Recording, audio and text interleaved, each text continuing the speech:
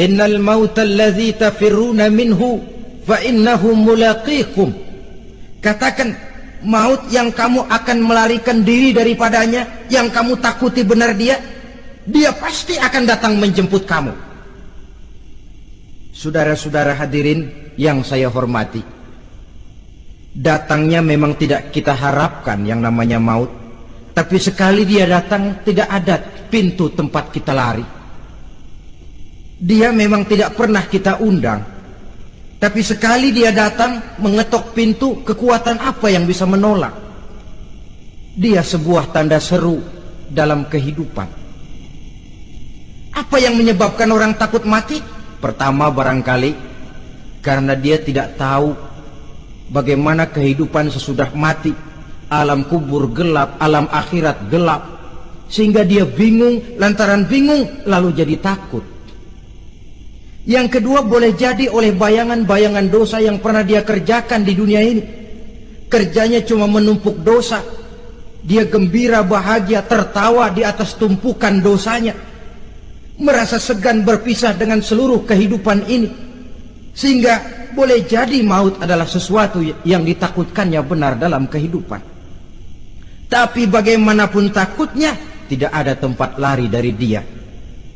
Dalam ayat lain Allah jelaskan, aynama takunu yudrikumul mautu walau kuntum fi burujim musayyadah.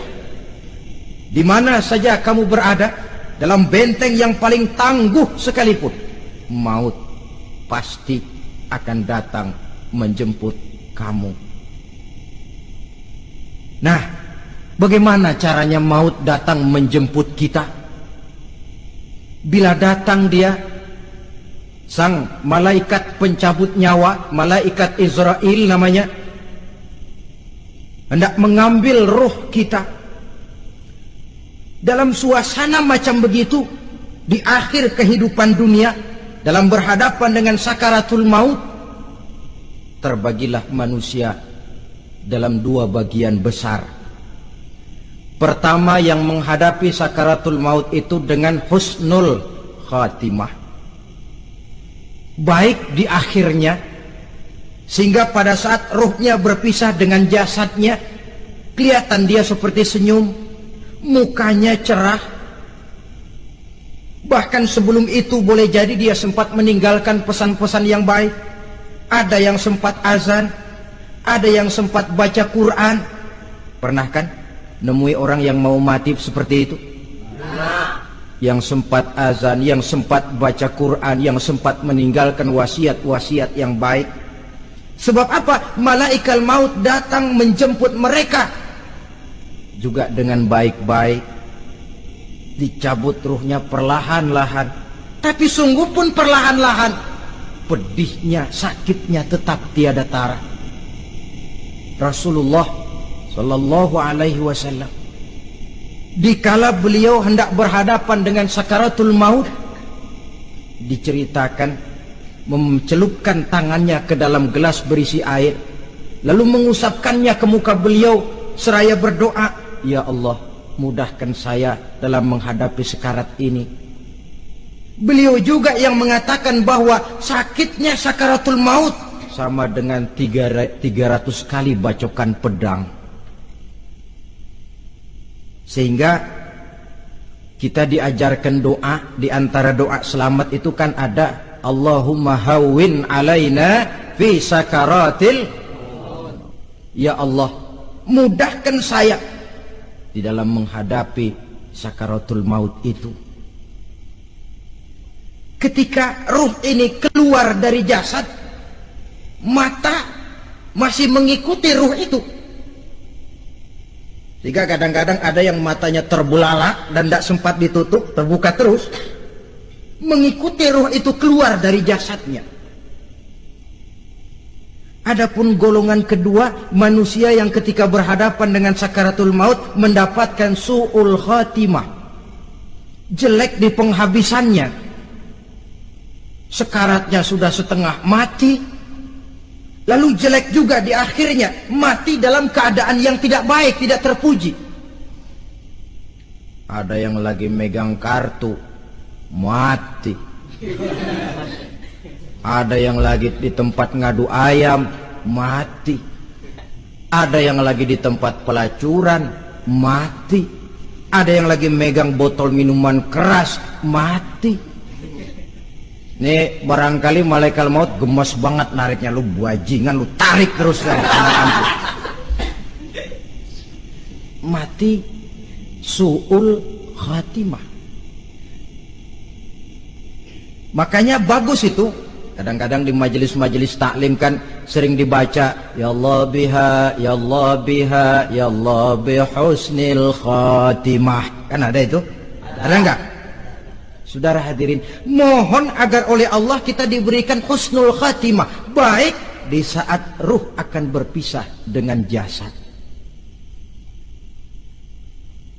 Ini sesuatu yang pasti. Sang malaikat maut datang menjemput nyawa.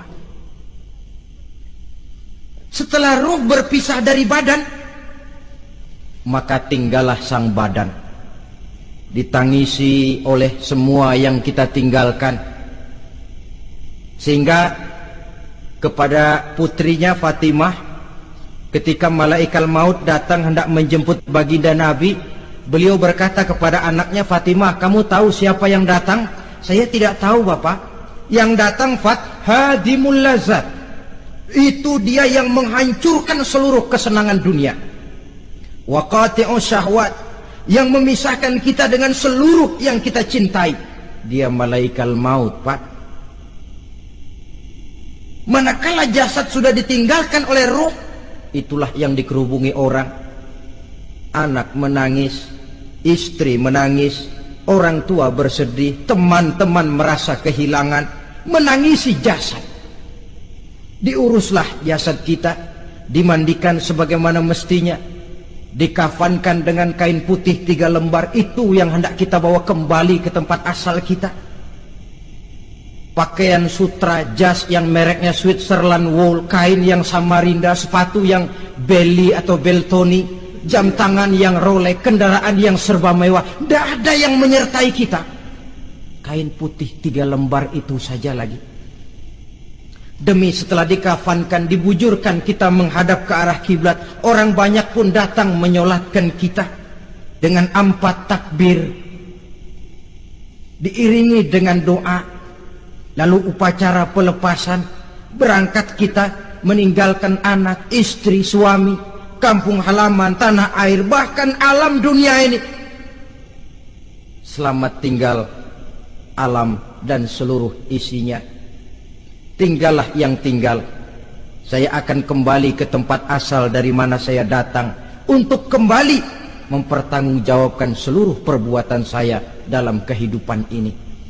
Manakala upacara pelepasan selesailah sudah, dimasukkan kita ke keranda jenazah, digotong orang, bismillah wa ala millati rasulillah, dibawa ke tempat peristirahatan terakhir katanya. Padahal dulu kalau mau kita istirahat, ke villa lah kita, ke Bali lah kita, ke Hong Kong lah kita, ke tempat-tempat tamasya yang indah. Oh, rupanya akan sampai juga perjalanan menuju tempat peristirahatan terakhir, yang luasnya tidak akan lebih dari 2 kali 1 meter. Diusung orang kita, diantarkan orang banyak. Manakala sampai ke atas liang lahat, pengusung jenazah dibuka, diturunkan kita ke liang lahat, dibaringkan. Gumpalan tanah akan jadi bantal kita, muka dibuka, dihadapkan ke arah kiblat. Setelah itu ditutup liang lahat kita dengan kayu. Masih belum kurang, diuruk dengan tanah. Yang menguruk orang-orang yang tadinya mencintai kita, menyayangi kita. Tapi ketika jasad sudah ditinggalkan ruh, habis rupanya cintanya. Coba jasad kalau sudah ditinggalkan ruh, 3 hari aja di rumah, serem. Ya mayit, siapa yang betah nemenin mayit? Lalu bila upacara pemakaman selesai, maka Berusahalah semuanya. Para pengantar akan kembali ke rumahnya masing-masing. Maka masuk kita ke alam kehidupan, yaitu yang disebut alam barzah atau alam kubur. Apa selesai hidup sampai di situ? Tidak. Hanya beberapa langkah setelah